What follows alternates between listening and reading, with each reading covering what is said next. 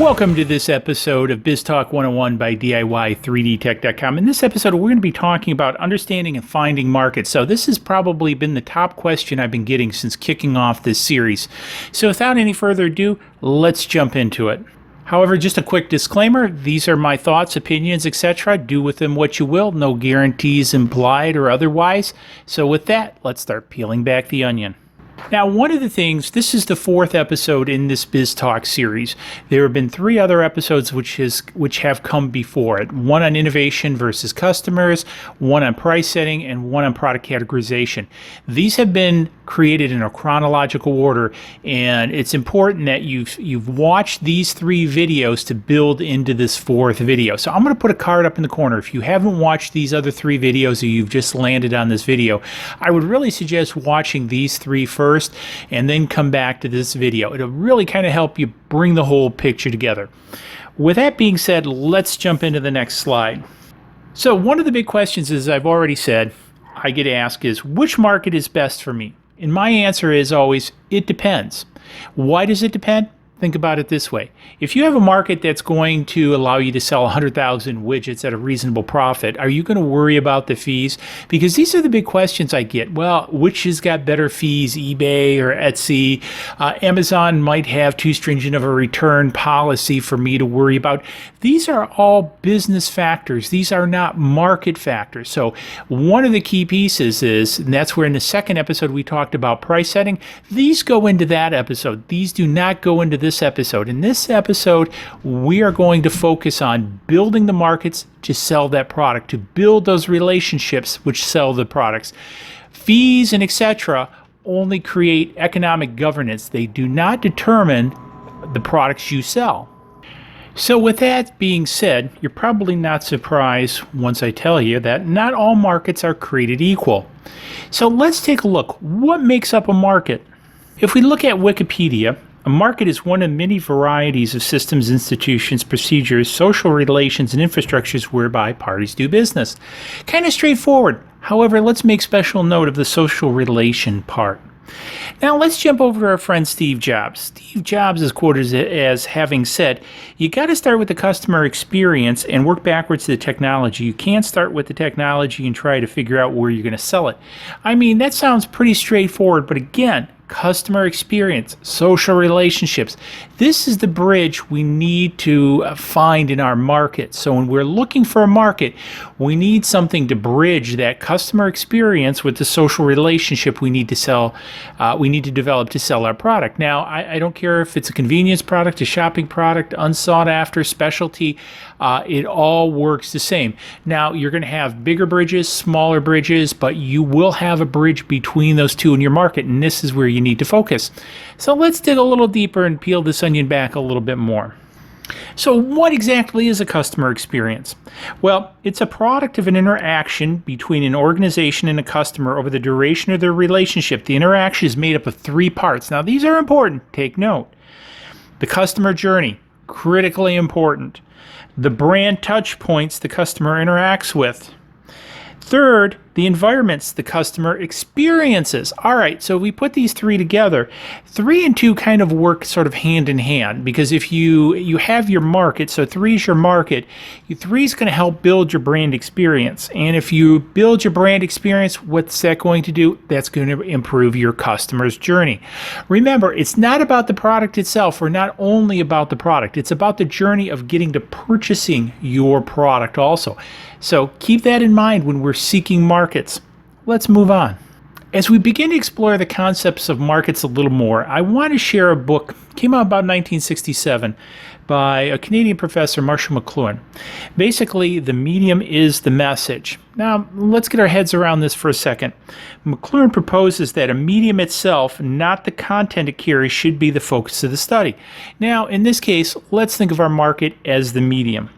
He said that a medium affects the society in which it plays a role, not only by the content it delivers, i.e. your product, over the medium, but also by the characteristics of the medium itself. This is why a market is so important. Finding the right market that fits the categorization, the price point, and the innovation of your product is critical to making sales. It's not about having the cheapest product. It's not about having the most innovative product. It's not about having the best categorized product. It's about bringing all three of those together. This is why I said at the onset of this video, it's so important that you've seen those other three videos before coming to this one. So as you begin to look for a market, you need to keep what McLuhan has to say about this. So the market is going to shape the perception of your product.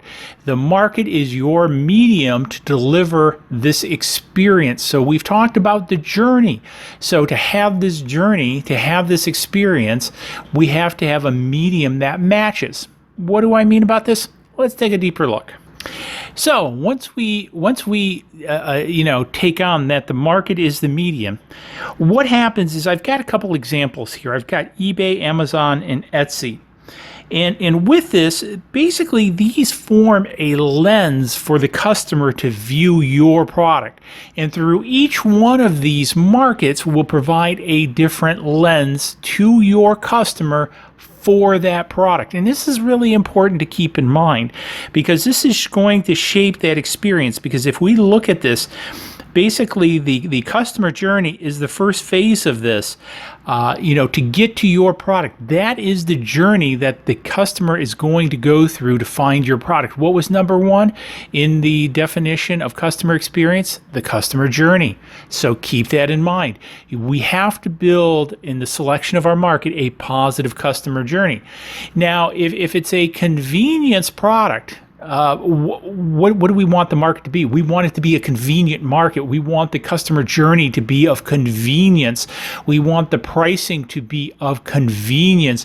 We want the quality of the product, the innovation of the product to be of convenience. This is why this is so important. So we want to select a market that matches all three of those attributes or as closely as possible to those three attributes. The same thing is if you have a specialty product, again, we need to make sure we bring all three of those prior attributes together, innovation, price, and categorization together in the selection of our market. Once we find these attributes and map them to a market, then we're going to do pretty good more than likely. All right, with that being said, let's kind of take a look at this through a little bit different lens, pardon the pun, since we've already used the lens analogy. So with this, what I did is a little bit of a Venn diagram, if you will, kind of breaking these up. And again, kind of the size of the market, or, market opportunity. And remember, with size also comes competition. So I'll probably do another video breaking out competition as a separate element later. But just know right now, the bigger circle, the bigger the opportunity, the bigger the competition. Those two always go hand in hand. So not all the time is a bigger market the better market for your product. So again, set it up. I can't repeat this enough. Innovation, price, and categorization are going to be key to finding or mapping to the right market. So with that, there are a number of markets out there actually. So again, we've taken a look in the Venn diagram, and I don't think that should surprise anybody, sort of the breakdown. So the Tindy market I sort of used as the general specialty market out there, and you could probably apply many others. And there are many others out there if you take a look at them. And so I've listed a few of the more major markets here. And one of the things, I will have this slide deck with these links and everything out on SlideShare. So if you want to go get these decks or any of the decks from any of this series, they'll all be out on SlideShare, and I'll have a link down below in each one of these videos. But as you can see, there's a lot of markets and a lot of specialty markets. Why is that? Because we need to shape that journey for our customers, and each one of these markets have specific nuances that shape that journey or help you shape that journey for your product as we move through this.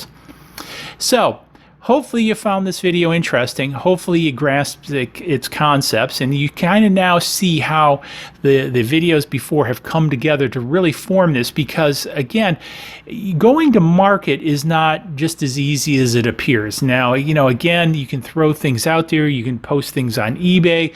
Are you going to have the best of luck? No. Then this is why a lot of people, a lot of homemakers fail in this space, because again, they don't do the homework of putting this together. Now, these pieces, if you're not interested, can be very lackluster, non-sexy, etc., but they are critical aspects to the success of business. Trust me, I've got years and years of experience of this at an industrial scale. So I'm kind of giving you the weekend MBA version of all that here.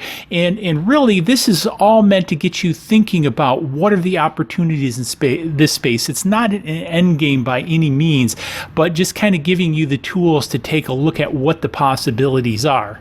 All right, hopefully you found this video interesting. If you did, please hit that like button down below. Also, the bell icon is over there to remind you to go down there, hit that bell icon for notifications. I put out regular content. Also, if you have questions, hit me up in the comments below. That's what I'm kind of building these episodes on, and kind of steering the direction of these are based upon the questions I get down below. So if you got questions about the business end of desktop manufacturing, small manufacturing, etc., hit me up down in the comments. Happy to answer them.